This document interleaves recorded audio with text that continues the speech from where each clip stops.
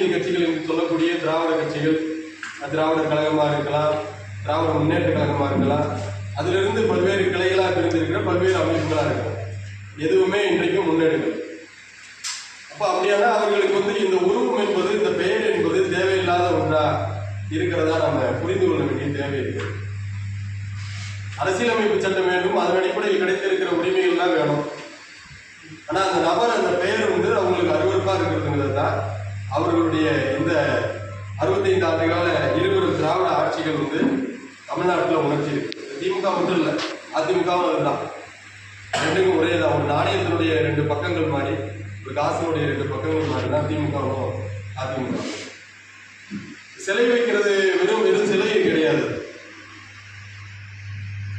அது ஒரு கருத்தை தாங்கி இருக்குது, ஒரு தத்துவத்தை தாங்கி இருக்கிறது, ஒரு கோட்பாட்டை தாங்கி இருக்கிறது. குறிப்பாக இந்த நாடு முழுக்க பரவி இருக்கக்கூடிய இந்த மண்ணின் பூர்வகுடி மக்களுடைய வலியை, வேதனையை, உணர்வுகளை எல்லாத்தையும் தாங்கி நிற்கக்கூடிய ஒரு பெயரா அண்ணல் அம்பேத்கர்ங்கிற அந்த பெயர், அந்த உருவம் இருக்கு.